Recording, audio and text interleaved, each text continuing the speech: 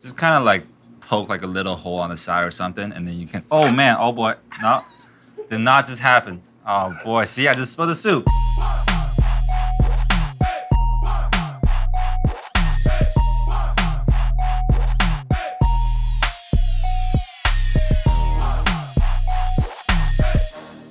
Hey, what's going on, everybody? For First We Feast, I'm Sean Evans, coming at you from Mr. Bing in the East Village, where I'm joined by the multi-talented Kris Wu. Yeah. He's a singer, he's an actor, he's a model. He has a song called Deserve with Travis Scott out now. But long before he made it as an international pop sensation, Kris split time between the East and the West, coming of age in British Columbia and in China, which is why we're here at Mr. Bing, a home for Chinese-style street food right here in Manhattan. And today we're rolling out some of Kris's favorite meals, from Sichuan hot sauce to Shanghai soup dumplings. We'll be feasting on dishes from 4 distinct regions in China. But before we start, Kris, as somebody who spent a lot of time in China and now spends a lot of time touring the States, what do you see as the biggest differences between the Chinese food that you experience in those cities and then the more traditional dishes that you have from back home? Sometimes when you're out here, you expect the food to be not as good if you're looking for like a very traditional dish, to be not as good as what you would get, obviously in China. But even out of my surprise, if you're in New York or LA or San Fran, like you said, you get really good Chinese food. Really? Really, really good Chinese. It matches up? It matches up for sure. And sometimes even a little better, because the quality that they're using, like say, for example, the meat or something like that, could even be better. Obviously, cooking is so vast in China. There are so many different regions. Does the food vary that much from place to place? It varies quite a lot, to be honest. All the stuff like up north, they're like a little more heavy, kind of. Like the taste is more like strong. Like if you say like Guangzhou, Hong Kong, they have like, it's lighter. They like soup a lot. So every meal they will always have like a soup on the side. And then obviously you have Sichuan. Yes. Where all the spicy food are from. I was born in Guangzhou. I love spicy food, but a lot of people there, they really can't eat spicy food. It's too spicy for them. All right, Kris, I could sit around and chat all day, but I'm a little bit hungry. It's dinner time. Yep. You hungry? Oh yeah. Let's start rolling in some plates. Yeah. All right, so the first stop on our tour today is in Shanghai, and we're gonna start with soup dumplings. And when you think about the soup dumpling, There you go. Classic. Yep. But we have not only this, but also a very special dumpling from Drunken Dumpling. They're kind of famous for this. Have you ever seen a dumpling this big before? Wow. No. Do they make them this big in China? I don't think so. Not that I know of. Man. So this extra large soup dumpling, it's packed with crab, scallops, shrimp, and pork. And the broth is made from a combination of chicken, pork, and vegetables. Should we try it? We should try it. All right, let's do it. I can't wait. Wow. That's really good though. The broth is good. It's good.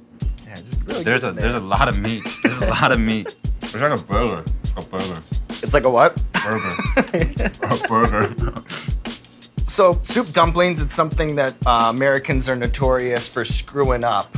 What do people get wrong about the soup dumpling? They would just eat it right away and the soup would just spill all over the place. Right. Really hot too.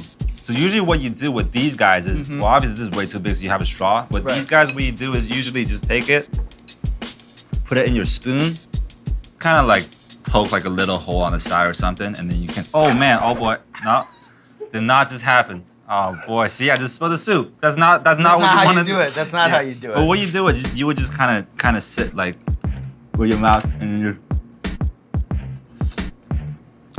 there you go, yeah, like just like that. You're doing it better than me. Just get that out? Get that out and then you can eat it. Where would you get something like this in China? Is it a street food? If I wanted the best soup dumplings, where would I go? Probably Shanghai. But this is a very famous dish. I mean, you can probably get it anywhere now in China. But if you want that very legit, original taste, I would say Shanghai. A lot of people think that this is dim sum, right?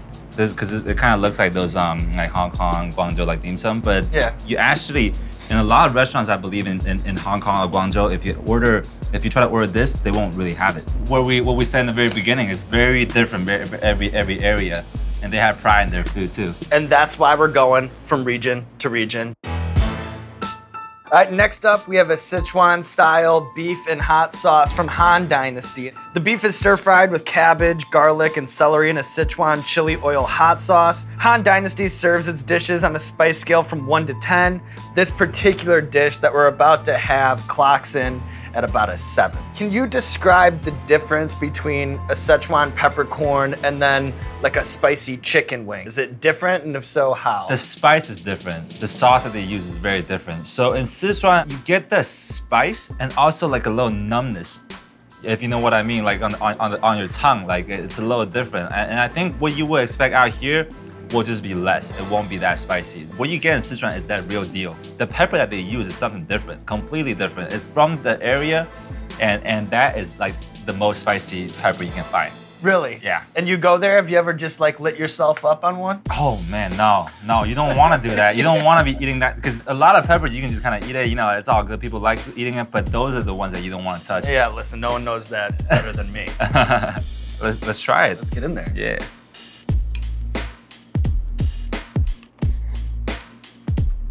Not that spicy. Right.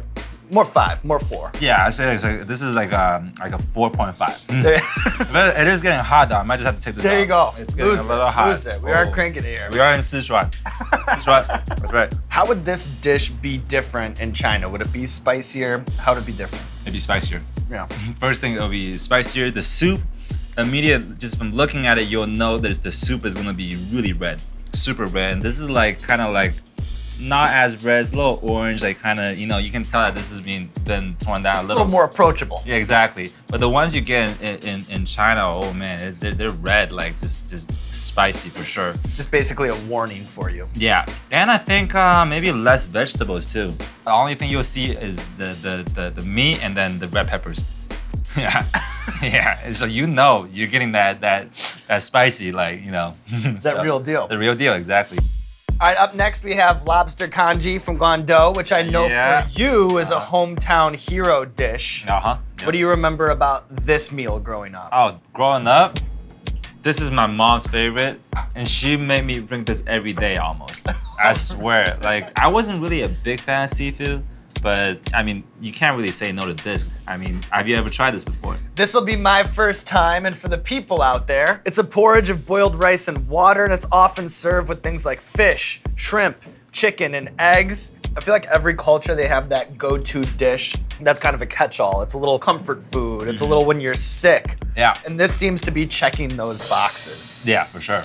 When you're in Guangdong, in Hong Kong, in Guangzhou, for breakfast, almost everyone would kind of start a day with some type of congee.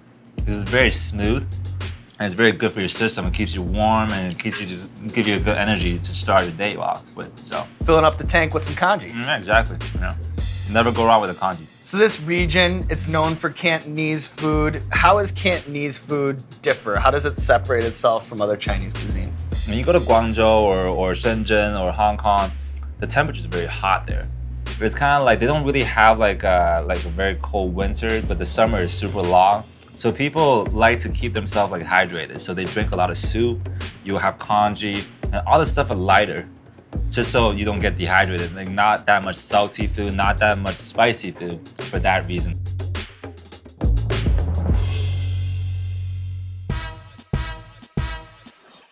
All right, so we're bringing things home here with the jianbing.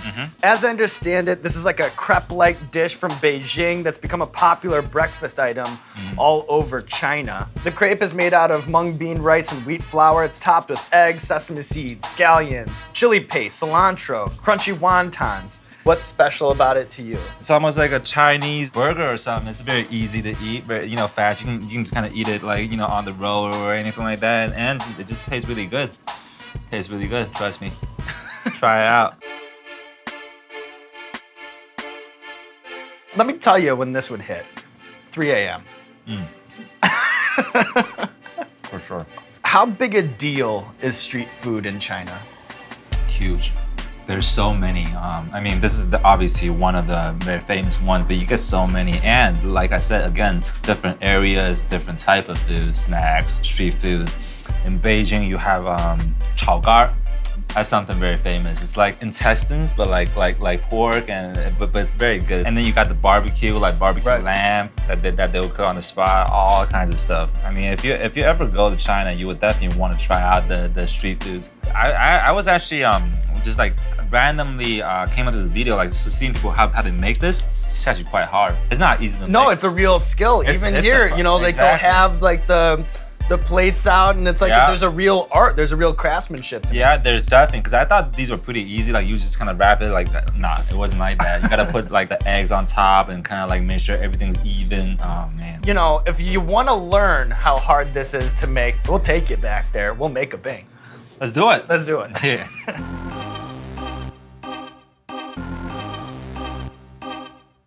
So we had like a 20-second tutorial. Yeah. Now we're just going at it. All right. I guess first things first, we do the batter. Right. And then I'll start spreading. Little wrist action, I recall. A kind of a natural with the wrist action. Yeah. And then I remember you pop this egg. Yeah, right in the center. Right there. Bam. Yeah.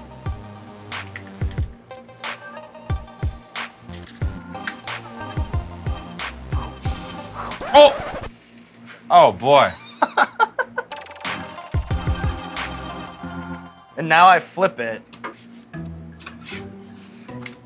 Ooh. Nice. It's tough. It's not as easy as it looks, the flip. Got it.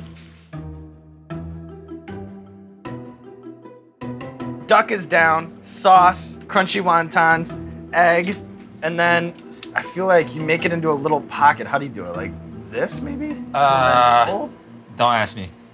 I don't have an answer. All right, this is gonna be my remix on the bing. We'll kind of go like that, kind of go like that, and then bam. This is my take. This is my take on a bing. I'm kind of just following your lead. Which is not a good lead to follow. Here we have our bings. I kind of stumbled at the dismount, put it into the plate, and the whole thing fell apart. Yours, Kris, it looks very good. Yeah, thank you. That's restaurant quality right there. They should put that right into a seamless order. The song Deserve with Travis Scott, it's out now. Make sure you check it out. And then, of course, for First We Feast, I'm Sean Evans. Until next time, Internet.